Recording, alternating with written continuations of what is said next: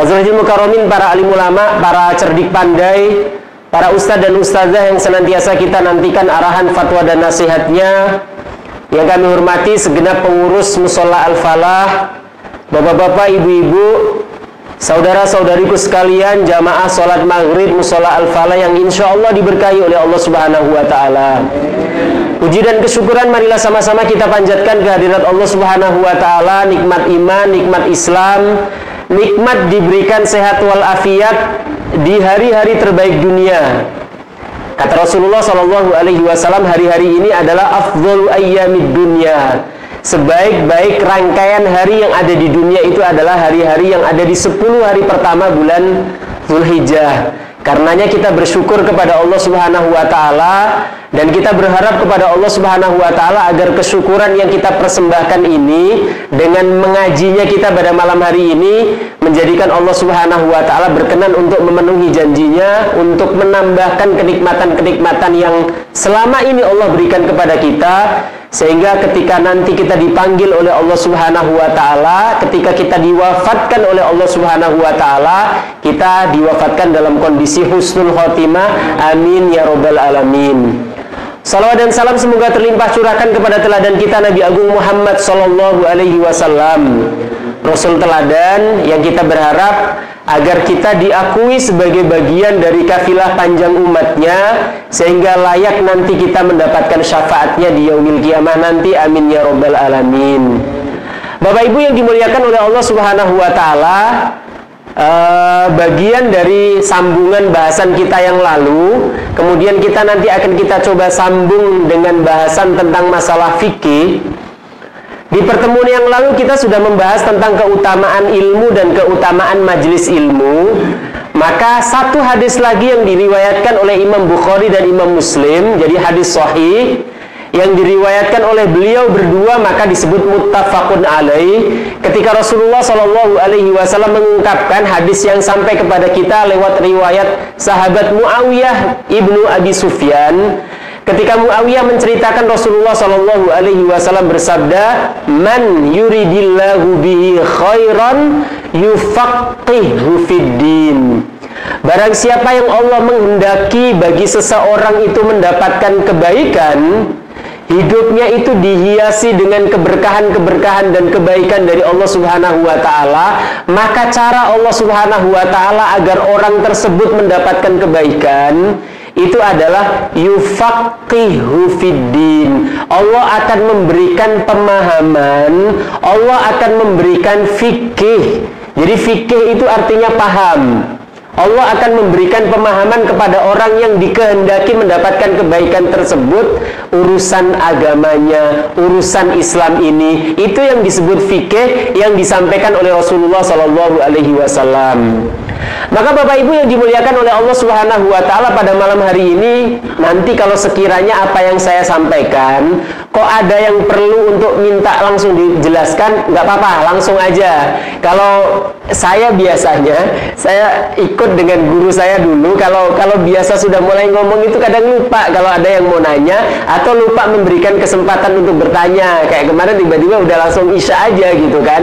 Jadi silahkan nanti kalau umpamanya ada yang nggak jelas, silakan saja langsung kita buka tanya jawab, langsung tunjuk tangan, atau langsung saya pengen bertanya begini umpamanya, silakan saja, nggak apa-apa.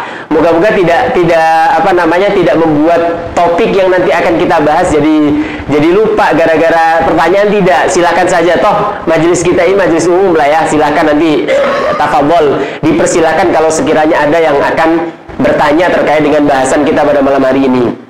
Nah, Bapak Ibu yang dimuliakan oleh Allah Subhanahu wa Ta'ala, karena kita ini sedang berada di hari-hari terbaik dunia, maka sebagai bagian dari cara kita merespon potensi kebaikan yang diberikan oleh Allah Subhanahu wa Ta'ala, peluangnya ini, maka kita akan coba membahas agar 10 hari pertama bulan Dzulhijjah yang disebut sebagai afdhalu ayyamid dunya, sebaik-baik hari-hari dunia, itu bisa optimal sehingga kita bisa mendulang pahala yang banyak, bisa memberikan tambalan terhadap amal-amal wajib yang seharusnya kita lakukan dan kita tunaikan dengan sempurna.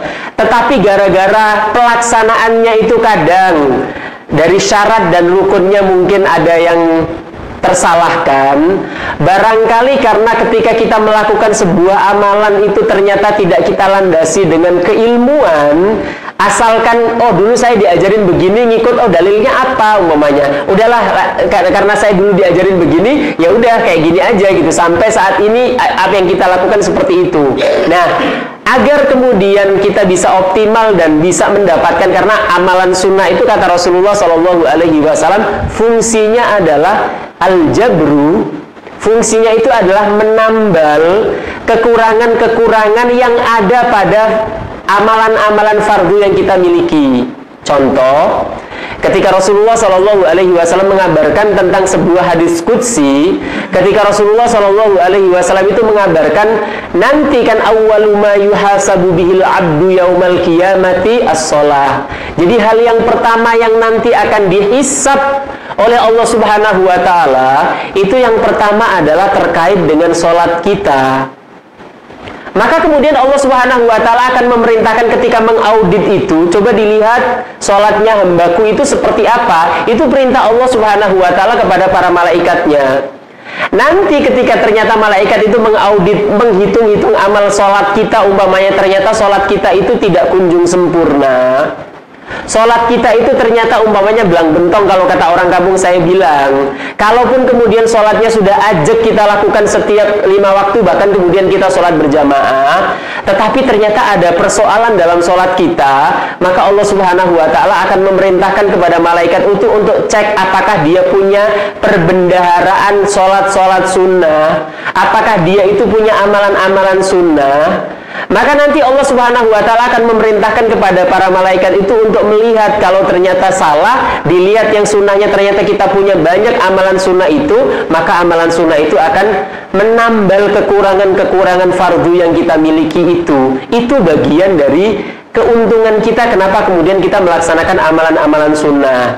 Termasuk ketika kita berada di afdhalu ayyamid dunia, hari-hari terbaik dunia ini, maka ternyata peluang amal yang diberikan oleh Allah Subhanahu wa ta'ala kepada kita itu juga begitu luar biasa.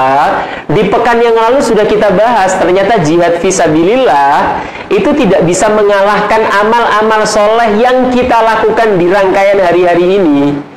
Maka peluang itulah yang kemudian kita coba untuk optimalkan. Nah, bahasan yang pertama yang akan kita lakukan itu adalah terkait dengan ini kan afdhalu ayyamid dunya. Hal yang disunahkan oleh Rasulullah SAW itu salah satunya yang pertama. Kalau kemarin sudah kita bahas, seluruh amalan-amalan yang sifatnya itu puncak, itu semuanya ada di 10 hari pertama ini. Dari sholatnya, dari zakatnya, dari puasanya, kemudian yang tidak pernah ada selain pada rangkaian hari-hari ini adalah ibadah haji. Itu semuanya ada pada rangkaian-rangkaian ini. Maka hal yang pertama yang akan kita coba kaji itu terkait dengan puasanya. Karena Rasulullah SAW itu mengungkapkan ketika beliau ditanya tentang su'ila Rasulullah sallallahu alaihi wasallam an shaumi yaumi Arafah, ya. Ketika Rasulullah ditanya tentang puasa hari Arafah. Tahu kan Pak, hari Arafah itu hari apa? Halo? Puasa Arafah itu hari apa, Pak? Hari ke-8 atau hari ke-9? Nah, hari Arafah itu hari yang ke-9. Hari yang ke-9. Kalau sekarang ini, hari yang ke-9 itu di sana sedang melaksanakan ibadah wukuf. Dan wukufnya itu di Arafah, maka disebutnya puasa Arafah.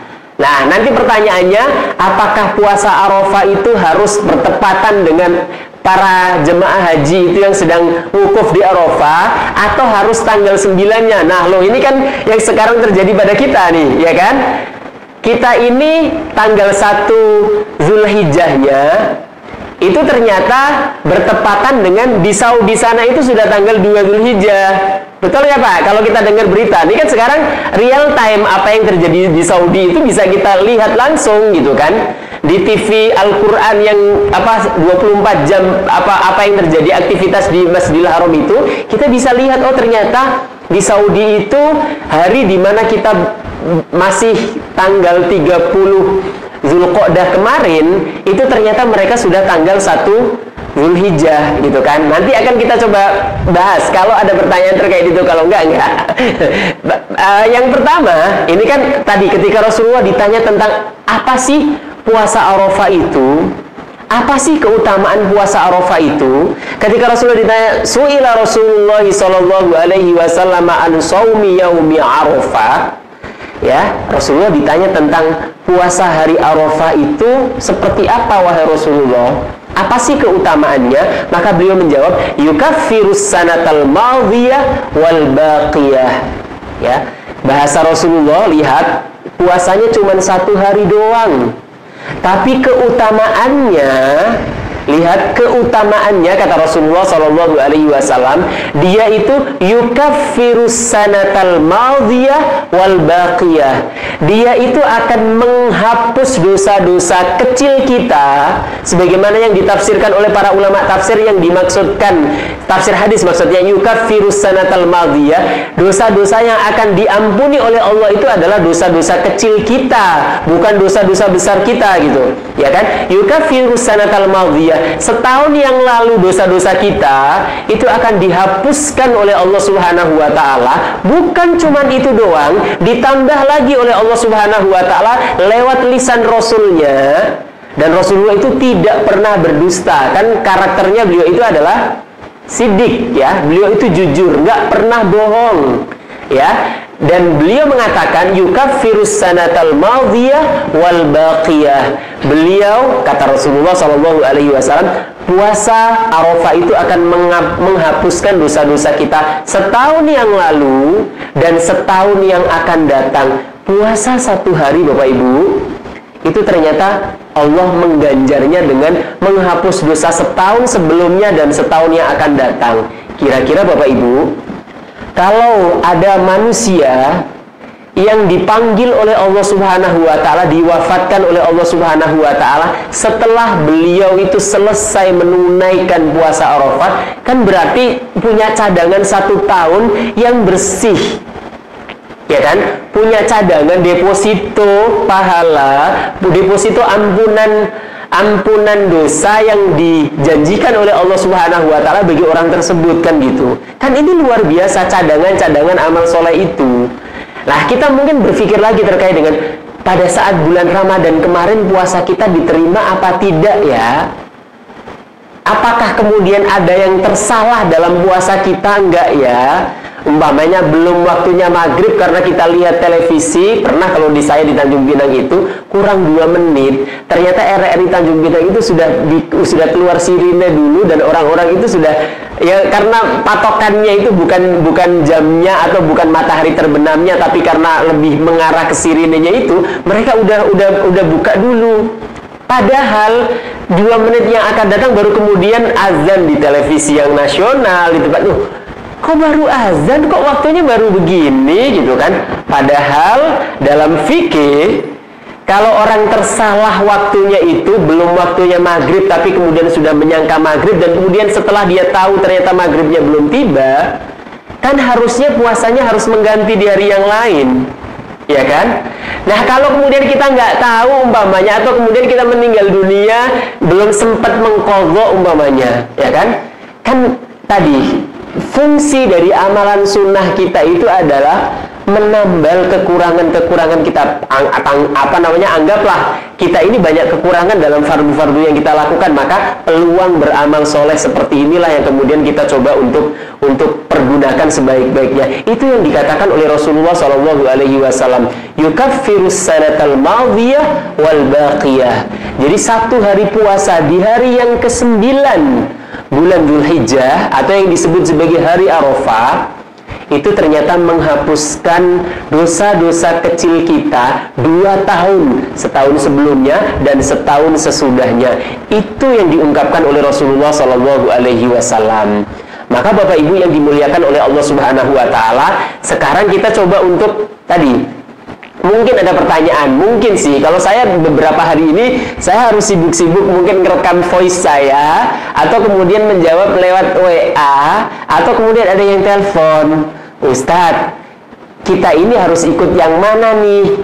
Pemerintah kita hasil ru'yatnya ternyata mereka berkeputusan kita ini tanggal 1-nya kemarin hari Jumat kan? Hari Jumat tanggal 1-nya. Kalau hisabnya Muhammadiyah dan ru'yatnya yang ada di Saudi sana itu ternyata bertepatan dengan hari Kamisnya, ya kan?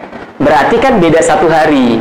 Padahal kalau kemudian kita lihat secara logika matematis, bukankah Indonesia ini itu lebih dahulu 4 jam, hanya 4 jam dibandingkan dengan Saudi, betul gak Pak?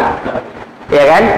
Matahari kita terbenam, ya kan? Nanti 4 jamnya akan datang, baru di sana baru maghrib kan?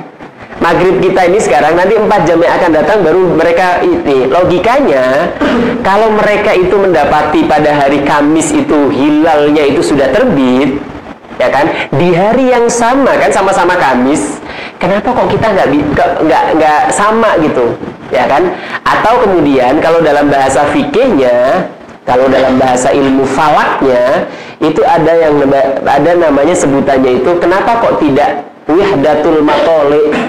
Kenapa kok kita ini tidak ikut satu kesatuan hilal atau satu kesatuan matla? Kalau di sana sudah ada kabar hilal 1 Zulhijjah itu sudah nampak, kenapa kemudian kita tidak ikut?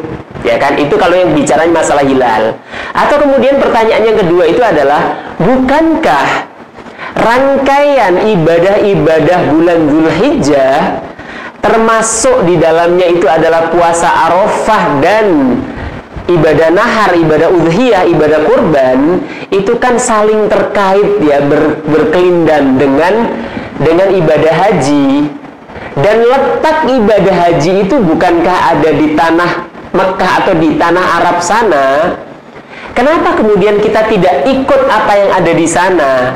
Bukankah puasa hari yang ke-9 itu disebut puasa Arafah? Puasa yang kita lakukan di saat jemaah haji itu sedang melakukan wukuf Arafah. Kira-kira menurut Bapak Ibu sekalian, jawaban yang tepat kira-kira bagaimana Pak?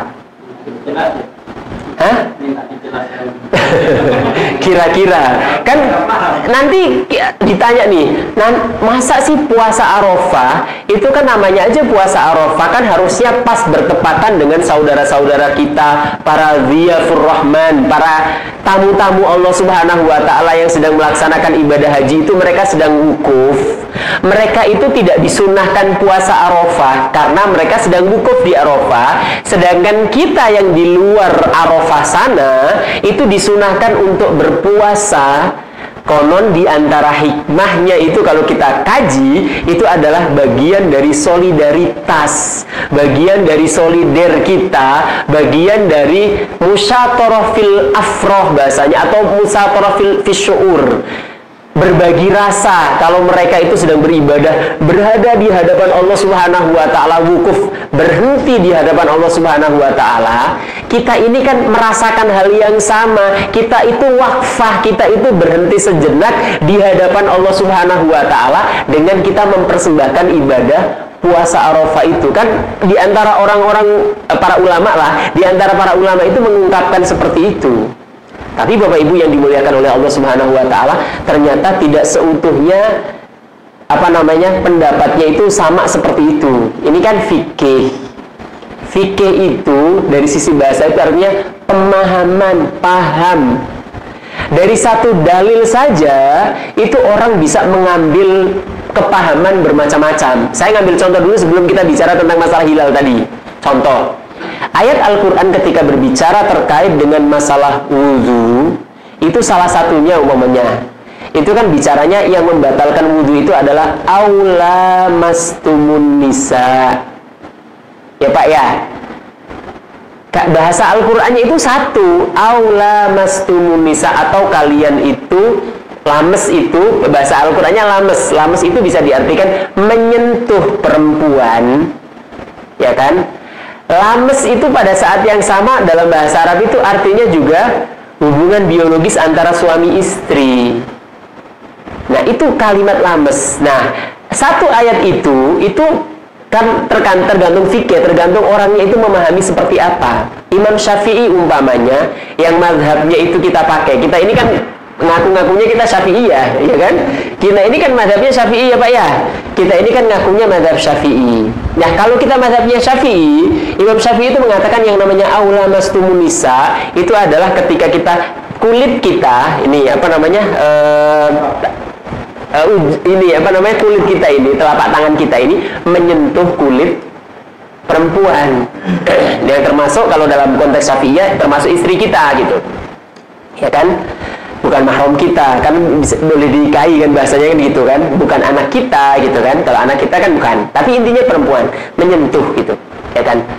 Nah, itu dipahami oleh Imam Syafi'i bahwasanya menyentuh itu membatalkan wudhu. Jadi kalau sekedar menyentuh saja itu harus wudhu dulu, baru kemudian kita boleh sholat lagi. Itu Imam Syafi'i memahaminya sampai seperti itu. Ihtiyaton bahasanya, kehati-hatian gitu, ya kan. Tapi ulama yang lain gitu, termasuk umpamanya Imam Abu Hanifah, ya kan, atau Imam Malik kan mengatakan kalau iltadza aw lam taltaz, ketika bersentuhan itu merasakan nikmat, senang atau enggak gitu, atau sekedar udah enggak sengaja kok gitu. Kayak orang sedang tawaf itu kan enggak sengaja tersentuh gitu kan. Ya kan, meskipun mungkin bukan muhrimnya gitu, ya kan. Tapi kalau umpamanya merasa senang, ada syahwatnya, membangkitkan syahwat, itu membatalkan ulama-ulama itu, ya kan. Tapi kemudian umpamanya Hanabilah kan kemudian menyampaikan bahwasanya enggak membatalkan. Buktinya Rasulullah SAW itu pernah kok mencium istrinya, kemudian sholat nggak berwudu terlebih dahulu. Ya kan, itu kan diantara yang diungkapkan oleh mereka. Padahal dalilnya sama kan, aula mastumun nisa, itu namanya fikih. Jadi kalau ada orang yang berbeda pendapat, ini yang pesan yang coba ingin saya sampaikan itu adalah kalau ada orang yang berbeda pendapat, terus masing-masing punya dalil, dan perbedaan pendapat itu sudah ada sejak zaman dulu para ulama-ulama terdahulu. Oke lah, nggak usah kemudian kita bilang, kamu sesat, kamu ahli bid'ah, kamu masuk neraka apa gitu, nggak. Kira-kira seperti itu yang coba saya ingin sampaikan kepada Bapak Ibu sekalian. Nah, kembali ke persoalan tadi. Ini kan persoalan khilafiyah, persoalan perbedaan pendapat yang sejak zaman dulu saja itu sudah ada, ya kan, terkait dengan persoalan ru'yah tadi, perbedaan pendapat, ya kan. Ketika antara Mekah dengan Syam saja, waktunya kan deket banget gitu, matlaknya tidak jauh beda lah, nggak seperti Indonesia dengan sana lah gitu. Itu ternyata mereka masing-masing punya hari raya yang berbeda pada saat zamannya Ibnu Abbas waktu itu kan, ya kan, itu perbedaan. Nah, sekarang kita kembali ke persoalan tadi, kita puasa Arafahnya nanti kapan nih gitu? Apakah hari Jumat ini, ya kan? Kalau di sana kan pas wukuf di Arafah, namanya Haji Akbar kan, karena bertepatan dengan hari Jumat, ya kan. Kita ikut berkiblat dengan mereka pada hari yang ke-9 adalah mereka pada saat wukuf di Arafah, kiblatnya kepada Saudi sana, tempat dilaksanakannya ibadah wukuf Arafah. Atau kemudian kita mengikuti mengikuti pemerintah kita yang hasil sidang isbat pemerintah itu adalah kita itu tanggal 1-nya nanti tanggal 9 Dzulhijjahnya itu bertepatan dengan hari Sabtunya gitu, ya kan, bukan hari Jumatnya. Nah, Bapak Ibu yang dimuliakan oleh Allah Subhanahu wa taala, untuk membahas ini maka kita mulai dari apa yang disampaikan oleh Rasulullah SAW ketika beliau bersabda, ya, sebuah hadis sahih yang diriwayatkan oleh Imam Tirmidzi ketika Rasulullah SAW itu mengungkapkan as-saumu, kalimatnya as-saumu yaumu yasumun, ya, wal fitru yauma tuftirun, ya. puasalah kalian di hari di mana kalian itu masyarakatnya secara umum itu berpuasa, dan berbukalah kalian ketika kaum kalian, masyarakat kalian itu berbuka, ya kan?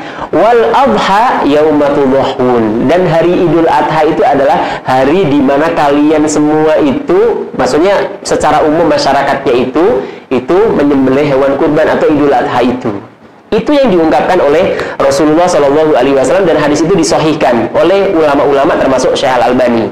Nah, dari hadis itu kan dijelaskan, termasuk Imam Tirmidzi sendiri menjelaskan bahwasanya kalau beliau mengatakan wa fassara ba'du ahli ilmi hadzal hadits faqala inna ma ma'na hadza anna as-shauma wal fitra ma'al jama'ati wa idhamin nas, ya. Beliau mengatakan hadis ini itu ditafsirkan oleh para ulama sebagai bahwasanya puasa atau kemudian berbuka, maksudnya ketika kita mulai puasa Ramadan atau kita nanti berakhir Ramadan, atau kan dalam konteks kita ini nanti akan puasa Arafah nanti, itu parameternya itu adalah al-jamaah. Jadi komunitas masyarakat kita umumnya apa, ya kan? Wa idhamin nas, dan mayoritas masyarakat itu nanti puasanya atau bukanya itu kapan? Idul Adhanya itu kapan? Itu yang disampaikan oleh para ulama. Nah, sekarang persoalannya adalah ketika persoalannya tadi sebagian orang kemudian mengatakan bahwasanya kalau puasa Arafah itu ya kita sesuaikan dengan ibadah wukuf Arafah, karena itu hikmahnya bagian dari solidaritas terhadap tetamunya Allah Subhanahu wa taala ketika mereka melaksanakan ibadah wukuf di Arafah. Kan itu yang sebagian disampaikan. Nah, apa yang kemudian disampaikan? Nah, salah satunya termasuk Mufti Saudi itu, Syekh Utsaimin namanya, yang salah satu menjadi kayak semacam tokoh utamanya dari lajnah daimahnya Saudi itu beliau mengatakan bahwasanya ketika beliau ditanya, perbedaan hari, jika terjadi perbedaan hari Arafah disebabkan oleh perbedaan negara, berbeda terbitnya hilal, ya kan? Meskipun harinya sama, tapi hilalnya kan gini logikanya. Saya bicara logikanya dulu. Ketika matahari terbit, ketika matahari terbenam di kita, ya kan? Kan ternyata hilalnya itu masih berada di bawah 3 derajat sehingga belum nampak. Ketika di ru'ya itu meskipun mungkin pakai alat itu belum nampak, ya kan? Maka di tempat kita itu belum nampak, ya kan? Ternyata 4 jam kemudian ketika berada di Saudi, ketika mataharinya itu terbenam di Saudi, kemudian hilalnya itu sudah di atas 3 derajat yang ketika di ru'ya pakai mata telanjang atau pakai alat itu hilalnya itu sudah kelihatan, ya kan? Lah yang menjadi persoalan adalah parameter bulan Qamariyah, Dzulhijjah, kemudian nanti Muharram, Shafar, dan seterusnya sampai Ramadan, sampai Syawal, itu yang dihitung kan terbitnya hilal atau terbitnya bulan, bukan matahari. Bedanya kalau matahari itu kan syamsiyah, kan sama setiap siang itu terbit matahari pagi gitu kan. Tapi kalau bulan itu kan beda, ada namanya hilal yang matlaknya itu beda-beda gitu, ya kan? Sehingga dimungkinkan, ya kan, sangat dimungkinkan bahwasanya setiap wilayah itu memiliki matlak yang berbeda-beda. Maka Syekh Utsaimin itu ketika beliau ditanya, ya kan, ketika terjadi perbedaan hari Arafah karena perbedaan matlak masing-masing negara, maka apakah kita berpuasa mengikuti ru'yah negara tempat kita tinggal, atau kemudian kita mengikuti ru'yahnya Haramain, mengikuti ru'yahnya Makkah sama Madinah? Itu pertanyaan kepada beliau. Beliau muftinya kerajaan Saudi, ya kan? Jawabannya apa? Beliau mengatakan fa'ajaba, kan kata beliau, hada yabni ala ikhtilafi ahlil ilm, ya kan?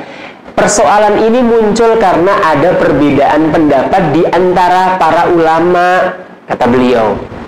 Halil hilal wahidun fid dunya kulliha am huwa yakhtalif bi ikhtilafil matali', ya kan? Apakah hilal itu, ya kan, di dunia ini itu cuman terbit di satu tempat atau kemudian ada ikhtilaful matolek, matlaknya tempat terbit, waktu terbitnya itu berbeda-beda, ya? Itu kata beliau, itu penyebabnya itu, ya kan? Wassawab, nih beliau mengatakan, beliau mentarjih yang benar kata beliau, annahu yahnya masing-masing negara gitu. Jadi kalau di kita hilalnya belum nampak, ternyata 4 jam kemudian di Saudi itu sudah nampak, ya kita ikut di tempat kita saja. Karena ternyata faktanya dalam ibadah-ibadah yang kita lakukan yang terikat dengan waktu, termasuk sholat, ya kan? Itu kan masing-masing negara, masing-masing tempat itu berbeda-beda. Betul nggak Pak? Kita kalau umpamanya mau ngikut Saudi, kita nggak bisa dong tadi sholat maghrib kita ini nggak sah dong, karena kalau pada saat kita sholat maghrib tadi di sana 4 jam sebelumnya berarti masih waktu, belum waktu asar, masih waktu zuhur gitu. Masa kita sholat maghrib waktunya masih zuhur? Itu buktinya bahwasanya ikhtilaful matole itu warid, ada bukti dan nyata gitu. Nah, itu yang diungkapkan oleh para ulama. Maka beliau kemudian di sini mengatakan wassawabu annahu yakhtalifu bi ikhtilafil matali. Yang benar, hilal itu terbitnya sesuai dengan matlaknya masing-masing waktunya gitu. Ya kan? Nah, beliau kemudian mengatakan, "Famathalan idza kana al-hilalu qad ruwiya bi Makkah, qad ru'iya bi Makkah wa kana hadzal yawmu yawmut tasi', ya, wa ru'iya fi baladin akhar qabla Makkah bi yaumin wa kana yaum Arafah indahum al-yaumul 'ashir fa innahu la yajuzu lahum an yasumu hadzal yaum." Artinya gini, nanti ketika di sana Arafah, di sini belum Arafah, maka kita tidak berpuasa puasa hari Arafah, kita tidak puasa Arafah itu. Jadi kita harus menunggu di hari yang ke-9 di tempat kita itu. Jadi kalau nanti di sana itu hari Jumat mereka sudah puasa Arafah, karena wukuf di Arafahnya para jemaah haji di Arafah itu di hari Jumat, ya kan, terus sekeliling Mekah yang orang-orang sedang tidak wukuf, tidak melaksanakan ibadah haji, kan mereka disunahkan untuk puasa Arafah. Itu mereka puasanya di hari yang ke-9, di hari Jumat itu. Tapi kita tidak berpuasa di hari Jumat itu kalau mengikuti pendapatnya Syekh Utsaimin ini. Kalau mengikuti pendapat bahwasanya matla itu ta'adud, matla itu macam-macam tergantung negaranya, bukan wihdatul matla, bukan satu matla gitu. Jadi di kita puasanya hari Sabtunya, meskipun hari Sabtu itu nanti di sana hari raya Idul Adha, hari raya puasa di hari raya itu hukumnya haram kan, nggak boleh puasa hari raya. Tetapi karena di kita itu hari yang ke-9 bukan hari yang ke-10, kan kita nggak puasa hari raya Idul Adha, kita puasanya puasa Arafah karena matlak di kita itu baru tanggal 9 gitu. Itu kata beliau diperbolehkan. Nah, kalau kemudian ada yang mengatakan bukankah namanya saja puasa Arafah, ya kan? Puasa Arafah itu ya harus bertepatan dengan wukuf di Arafah gitu, ya kan? Boleh jadi ungkapannya benar, namanya puasa Arafah. Tapi Bapak Ibu yang dimuliakan oleh Allah Subhanahu wa taala, fikih juga terkait dengan historis, fikih juga terkait dengan sejarah, ya kan? Maka kita coba cek, kita lihat. Ternyata ketika Rasulullah SAW mengungkapkan terkait dengan puasa Arafah, atau ketika para sahabat itu melaksanakan ibadah puasa Arafah, itu ternyata tidak dilaksanakan pada mulai tahun ke-10 Hijriah. Jadi kalau haji wada itu haji terakhirnya Rasulullah SAW yang ada wukuf di Arafahnya. Dan itu wukuf pertama dan terakhirnya Rasulullah. Sekali-kalinya beliau melaksanakan wukuf kan? Karena sejarah ibadah hajinya Rasulullah lengkapnya kan di situ. Sebelum-sebelumnya ketika tahun kedua Hijriah, pertama kali kita diwajibkan melaksanakan ibadah puasa Ramadan kan tahun kedua Hijriah, ya kan? Kan belum melaksanakan ibadah haji Rasulullah, ya kan? Belum pernah ke Mekah lagi kan? Ya enggak? Setelah beliau berangkat hijrah, itu kan beliau baru berangkat ke Mekah lagi. Itu kan tahun kelima ketika perjanjian Hudaybiyah. Tapi nggak sampai kan, harus balik lagi kan. Tapi tahun ke-8-nya itu ketika Fathu Mekah.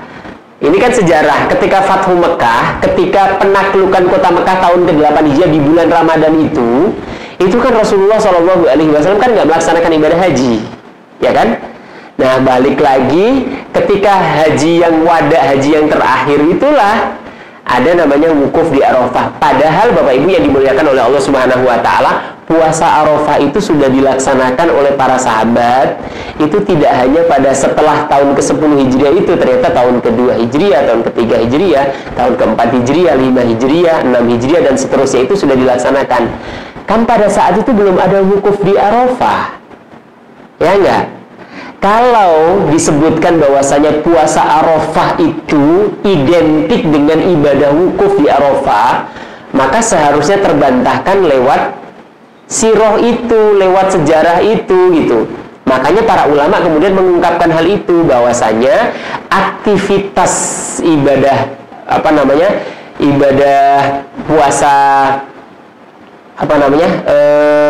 Arafah itu bukan karena persoalan wukuf Arafah, tetapi karena memang sudah disunahkan sebelum ibadah haji yang ada wukuf di Arafahnya itu sudah ditunaikan. Jadi ungkapannya, oh kan karena wukuf di Arafah kemudian kita ini, ternyata tidak sepenuhnya benar pendapat itu. Karena secara historis bagaimana yang diungkapkan oleh Ibnu Hajar Al-Asqalani dalam Fathul Bari beliau, ya, beliau mengatakan bahwasanya puasa Arafah itu sudah dikenal dan biasa dilakukan generasi awal Islam di masa Nabi Shallallahu Alaihi Wasallam dan masa sahabat.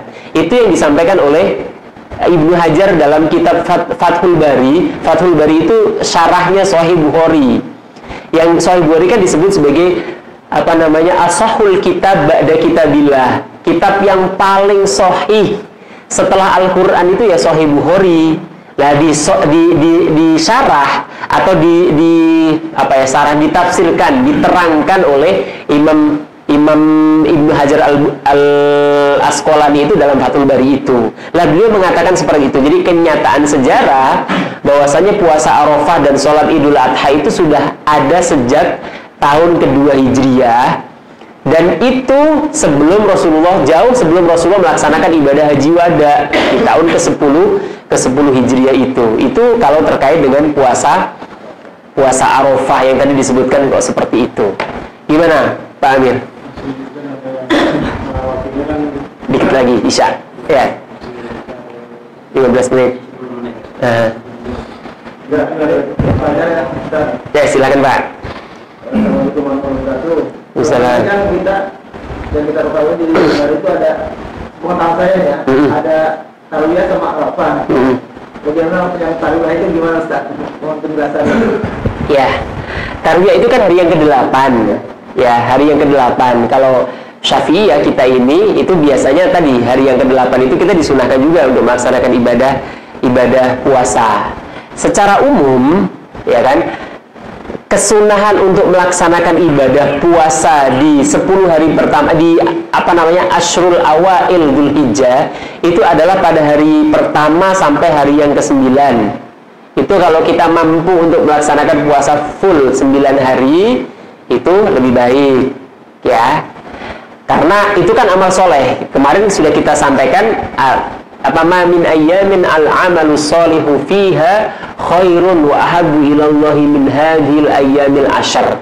Nah, puasa sunnah itu termasuk amal soleh. Sehingga keumuman hadis itu mengatakan bahwasanya puasa 9 hari itu termasuk amalan utama, ya kan? Tapi kalau kemudian kita nggak sanggup, karena pekerjaan kita, karena aktivitas kita dan seterusnya, maka kita bisa pilih lagi gitu. Kita filter hari, maunya hari Senin, Kemis, ya kan? Nah, kemarin kita membahas tentang tujar nawaya, pedagang niat, ya kan? Kita bisa double pahalanya. Atau kemudian kalau berat juga nih Senin Kemis gitu, ya udah kita tambah, ya kan, kita kurangi lagi, ya oke lah, hari yang ke-8 sama hari yang ke-9, hari Tarwiyah sama hari Arafahnya, ya kan. Kalau kemudian hari Tarwiyahnya kemudian berat, hari Tarwiyahnya itu berarti pada hari Jumat umpamanya nanti kan, hari Jumat depan, Jumat itu banyak aktivitas segala macamnya lah gitu umpamanya. Udahlah berarti enggak nanti, tapi hari Sabtunya oke lah, saya harus memaksakan diri karena itu kaitannya dengan keutamaan yang sangat eksplisit, secara istimewa, secara khusus Rasulullah kemudian mengungkapkan bahwasanya puasa di hari yang ke-9 bulan Dzulhijjah yang disebut sebagai hari Arafah itu adalah puasa yang keutamaannya itu tadi double-doublenya luar biasa, senilai dengan penghapusan dosa 2 tahun, setahun yang sudah berlalu dan setahun yang akan datang. Kita belum hidup di tahun yang akan datang saja, ya kan, kita sudah punya cadangan penghapusan dosa. Itu kan seakan-akan ungkapannya seperti itu, ya kan. Jadi kalau kemudian kaitannya dengan tadi ya, kita mampu di mana nih? Kan yang paling tahu tentang kadar diri kita, kemampuan kita itu kan cuman kita sendiri kan gitu, sama Allah lah gitu. Kita mungkin punya banyak alasan, Allah tahu lah gitu. Tapi yang paling tahu tentang kekuatan kita kan kita sendiri sama Allah kan gitu. Nah, kira-kira seperti itu. Nah, terus kemudian satu lagi sebelum saya lupa nih. Tadi kenapa kemudian banyak ulama yang mengatakan bahwasanya puasa Arafah itu tidak identik dengan wukuf di Arafah? Karena ternyata ada satu hadis sahih yang diriwayatkan oleh Imam Nasai, itu Rasulullah menggunakan bahasa pilihan bahasa yang sedikit berbeda ketika beliau mengatakan anna Rasulullah sallallahu alaihi wasallam kana yasumu tis'an min Dzulhijjah wa yauma Asyura wa thalathati ayyamin min kulli syahrin awisnaini minasyahri wal khamis. Jadi terkait dengan puasa-puasa sunnah, di antara puasa sunnah yang dilakukan oleh Rasulullah Shallallahu Alaihi Wasallam dalam hadis yang diriwayatkan oleh Imam An-Nasai ini, itu beliau kita lihat ya, kita rincikan. Yang pertama kata Imam Nasai dalam riwayat beliau ini, dan itu hadisnya sahih, itu beliau mengatakan puasa sunnah pertama yang dilakukan oleh Rasulullah itu adalah, maksudnya di dalam hadis ini bukan pertama kali, tapi yang dilakukan dalam hadis ini adalah kana yasumu tis'an min Dzulhijjah. Beliau itu berpuasa di hari yang ke-9 bulan Dzulhijjah. Bukan pada hari Arafah, bukan pada hari, bukan karena wukuf di Arafah. Itu.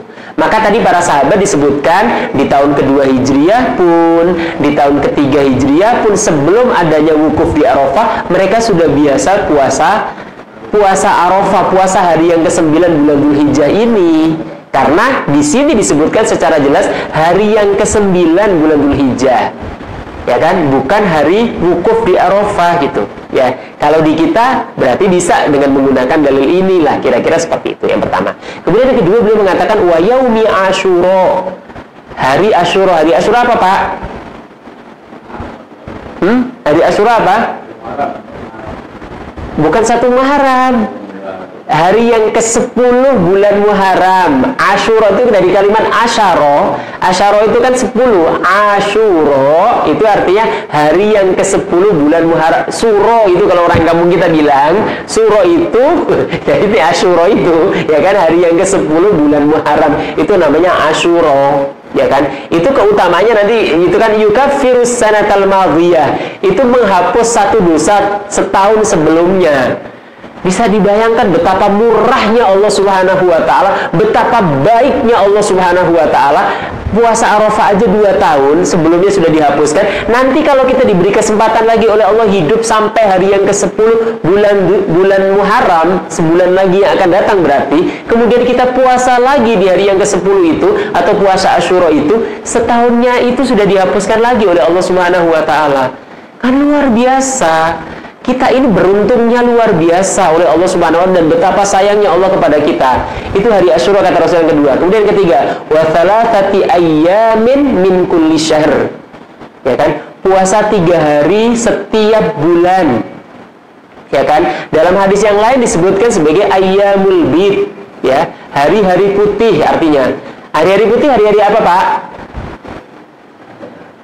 tahu nggak Ayyamul Bid itu apa? Ya, hari-hari di mana bulannya itu purnama, tanggal 13, 14, 15 ya. Itu namanya Ayyamul Bid. Itu 3 hari yang disunahkan tadi Rasulullah SAW itu melaksanakannya. Jadi harusnya nih kalau dalam bahasa seorang yang melakukan tazkiyatun nafas bahasanya mensucikan jiwa. Cara kita untuk membersihkan jiwa kita itu minimalnya setiap bulan itu puasa 3 hari. Itu paling minimal. Nanti kalau kemudian kita lebih kuat lagi, ya puasa Senin Kemis. Kalau lebih kuat lagi, mamanya kita punya kekuatan yang luar biasa gitu. Daripada bermasalah, ya udahlah puasa aja gitu, ya kan? Puasa sehari sehari gak puasa, sehari puasa gitu. Puasa Daud namanya kan. Nah itu. Nah kata Rasulullah selain 3 hari tadi, ya kan, yang terakhir kata Rasulullah adalah puasa awwalutsnain minasyahri wa khamis, ya kan. Jadi puasa Senin dan Kamis 2 kali, Kamis 2 kali Senin, ya kan. Senin pertama setiap bulan dan 2 kali Kamis itu bahasa yang digunakan. Tapi intinya adalah yang dipesankan ini terkait dengan bahasan kita itu adalah puasa Arafah itu adalah hari yang ke-9 bulan Dzulhijjah. Meskipun mungkin pada saat tidak bertepatan dengan wukuf di Arafah karena kaitannya dengan masalah ta'addudul matoli, terkait dengan matla hilal yang berbeda-beda masing-masing negara. Kira-kira seperti itu. Ada yang mau disampaikan lagi? Silakan Pak. Silakan kalau ada yang mau bertanya.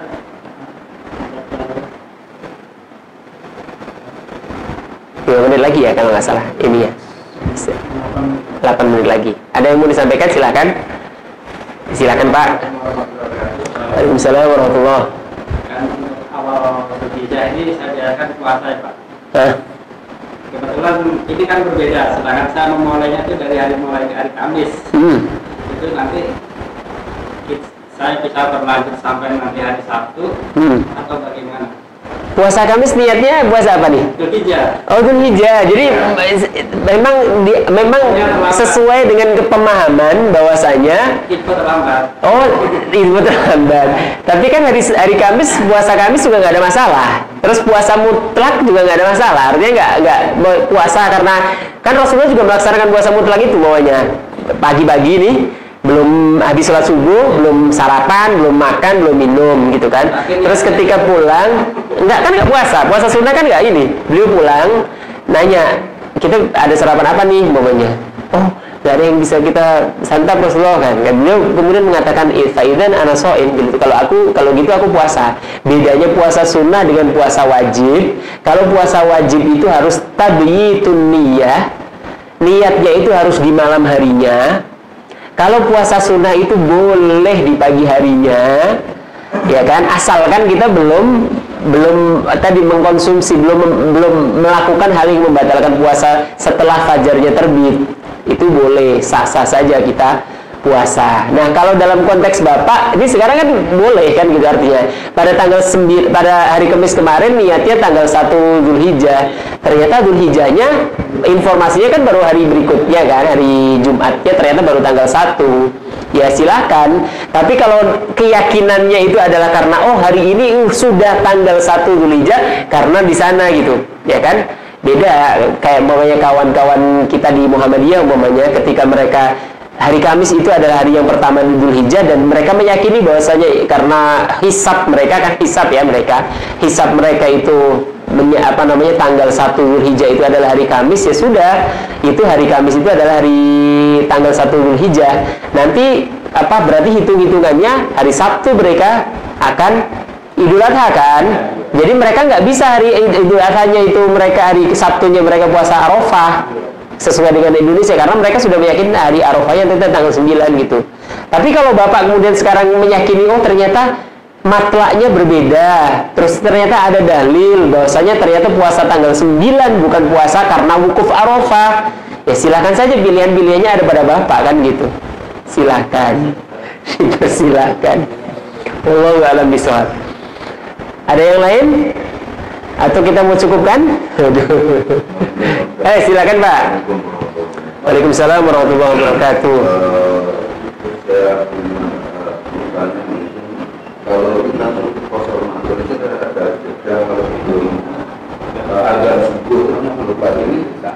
Ulangi Pak, gimana? Kalau kita puasa bulan Ramadan, nah, kita sawahnya yang berarti ada waktu masih namanya waktu sebelum subuh itu apa? Imsak. Nah, imsak itu. Itu apakah sama dengan sholat sunatan puasa sunat? Imsak sama sholat sunnah. Ya. Ada imsaknya, imsaknya. Misalnya samakan dengan imsaknya antara bulan Ramadan dengan bulan. Oh, ya. Jadi gini. Wallahu a'lam bishawab. Setahu saya imsak, istilah imsak itu kan artinya puasa, shaum itu secara bahasa itu artinya imsak, menahan, ngeker kalau orang Jawa bilang kan, ngeker ya bahasanya. Jadi kalau orang jadi puasa shaum itu bahasa Arab yang muradifnya atau sinonimnya itu artinya adalah imsak. Nah, imsak dalam istilah kita di kampung kita ini, kok ada istilah imsak? Imsak itu adalah ihtiyat.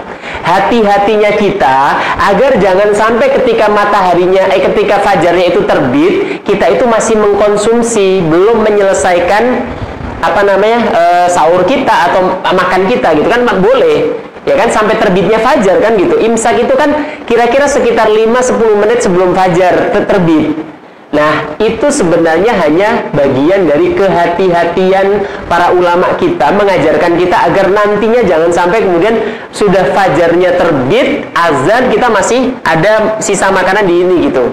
Makanya ada nanti jeda waktu yang namanya imsak gitu. Sebenarnya kalau imsak itu imsak gitu, kita masih mengkonsumsi, itu masih sah saja karena mataharinya karena fajarnya itu belum terbit gitu. Ya kan? Takhirus sahur, mengakhirkan sahur itu kan salah satunya di situ, ya kan letaknya itu menjelang fajar itu gitu. Tapi para ulama kita itu kehati-hatian mereka dan bahasa waroknya mereka itulah gitu, agar kita itu jangan tersalahkan hanya gara-gara tadi nafsu kita pengen tetap makan gitu kan. Ya kan, oke lah dikasih pengajaran agar kita itu punya jeda paling enggak imsak loh, udah imsak gitu. Padahal kalau kemudian kita masih minum, nggak apa-apa gitu. Ya kan, kira-kira seperti itu wallahu a'lam bishawab. Karena istilah puasa sendiri kan ibadah itu kan sesuatu yang sudah memiliki makna istilah sendiri. Jadi kalau dari sisi bahasa itu tadi puasa itu imsak, menahan. Tapi kan bukan yang namanya puasa itu bukan sekedar menahan, tapi menahan apa? Ya kan menahan dari seluruh yang membatalkan puasa, makan, minum, hubungan biologis dan seterusnya. Kapan? Dari terbitnya fajar. Ya kan? Ya dari terbitnya fajar subuh itu. Ya kan? Imsak kan belum subuh gitu maksudnya.